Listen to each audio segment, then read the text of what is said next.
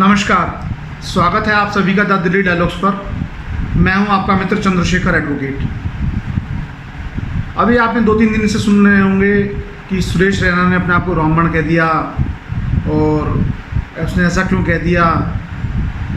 Mission Ambedkar वाले, दलित चिंतक और मीम और भीम वाले सब कह रहे हैं उससे माफ़ी मांगो माफ़ी मांगो।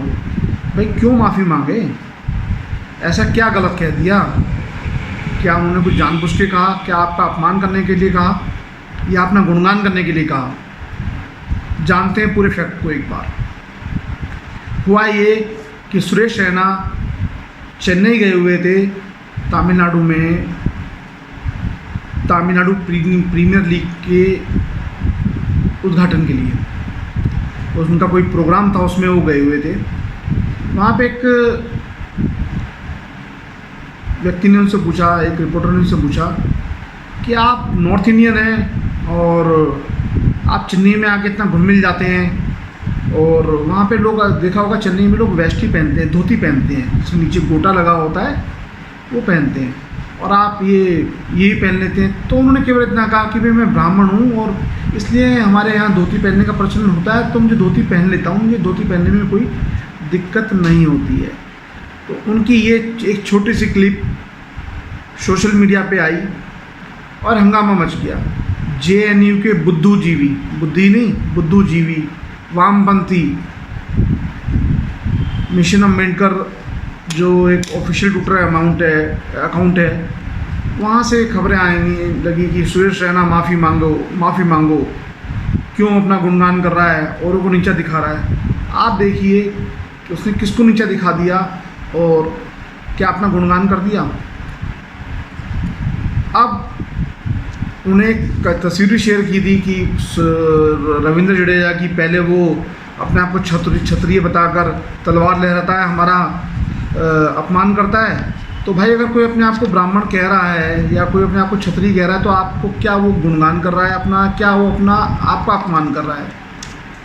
एक और दलित, नाम नहीं लूँगा उनका मैं, दलित चिंतक हैं, उन्हें कह दिया सुप्रीम कोर्ट के अंदर अधिकांश जज मिश्रा हैं, वो पक्षपात करते हैं। तो मतलब मानसिकता कहाँ तक गिरी हुई है। भाई तुम्हें किसने रोका? तुम भी बन जाओ जज। भारत के मुख्य न्यायाधीश भी दलित रह चुके हैं, तो ऐसा तो कुछ नहीं है कि आपको किसी ने रोका है। हमारी वर्ण व्यवस्था कहती है जन्म से सब शूद्र होते हैं, और वो अपने कर्म से, अपने संस्कार से ही अपना वर्ण का चयन कर सकते हैं। जो सेवा कर रहा है वो शूद्र है, चाहे वो सरकारी नौकरी में हो, चाहे प्राइवेट नौकरी में हो, या प्राइवेट कंपनी में काम कर रहा हो, या कोई और कार्य कर रहा हो। जो ज्ञान दे रहा है, ज्ञान प्राप्त कर रहा है, वो ब्राह्मण है। जो व्यापार कर रहा है वो वैश्य है। जो रक्षा का कार्य कर रहा है वो क्षत्रिय है, चाहे वो किसी भी जाति से। जाति और वर्ण की व्यवस्था को समझने के लिए लोग समझना नहीं चाहते, इसीलिए वो अनर्गल विधवा विलाप करते हैं। अब ये जाति व्यवस्था कहाँ से आई? क्यों इतना हंगामा बरपा इसके ऊपर? भाई ये तो हमारे संविधान ने दी। हमारे भारत रत्न बाबा साहब भीमराव रामजी अंबेडकर ने ही जाति व्यवस्था बनाई।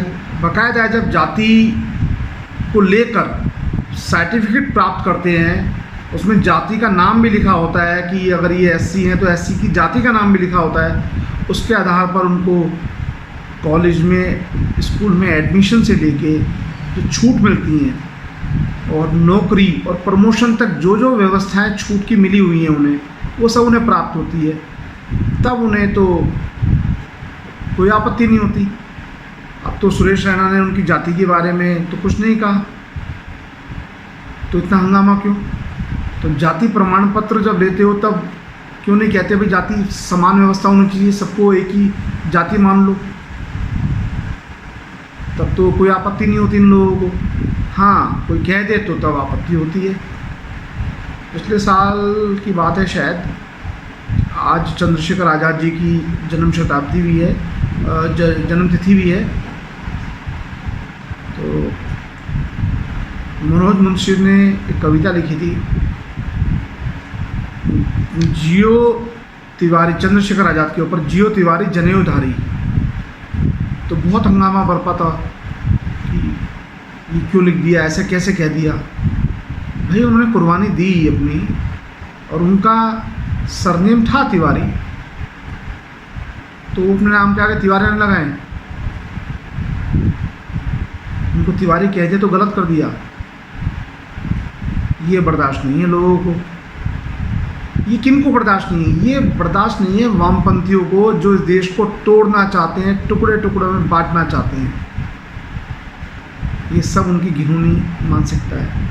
हाँ, वहीं एक बड़े नेता कांग्रेस के, युवराज कहें, अध्यक्ष कहें कांग्रेस के, या परिवार के राजकुमार कहें, राजा कहें, राहुल गांधी, वो अपना जनेऊ दिखा के कहते हैं मैं जनेऊधारी दत्तात्रेय ब्राह्मण मेरा गोत्र है, वहाँ का उनका वंशज हूँ, तब सब कबूल है। तो ये ऐसे ड्वेल स्टैंडर्ड क्यों रखते हैं लोग बाग? भाई ब्राह्मणों का आपत्ति हो ना, सुरेश राणा ने अपने आप को ब्राह्मण कहा है कि भाई तुझको क्या ज्ञान है, तूने क्या ब्रह्म उस जान लिया, कितना ज्ञान प्राप्त कर लिया, तो उनको आपत्ति होनी चाहिए। तुम्हें किस बात की आपत्ति? आपको तो आपत्ति होनी चाहिए अपने दलित नेताओं से, उन्होंने आपके लिए क्या किया जो आपके वोट लेते हैं। कितनी एकेडमी बनाई स्पोर्ट्स के लिए, कितनी एजुकेशन एकेडमी बनाई आपको अच्छा पढ़ाने के लिए, और कितनी इंस्टीट्यूट खोले जिसमें केवल आपको ही एडमिशन मिले और आपको स्किल मिले, आपको टेक्निकल स्टडीज़ मिले, बिजनेस स्टडीज़ मिले। तो क्या किया उन्होंने? आपके जो दलित बड़े नेता हैं उनसे पूछना चाहिए दलितों को,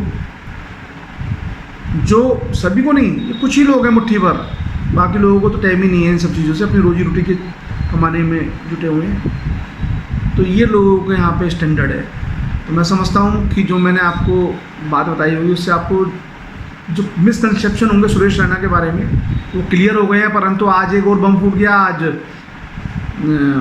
रविंद्र जडेजा ने भी कह दिया राजपूत बॉय अपने आप को, तो कह दिया तो क्या गलत कर दिया भाई? तो इस मानसिकता से जब हम उभरेंगे, पूरा देश तरक्की करेगा, तभी सभी लोगों को इससे उभरना चाहिए। अगर आपको मेरी बताई गई जानकारियाँ पसंद आई हुई हूँ, आप उससे संतुष्ट हो तो इस वीडियो को लाइक कीजिएगा, शेयर कीजिएगा, कमेंट्स कीजिएगा और चैनल को सब्सक्राइब कीजिएगा। धन्यवाद।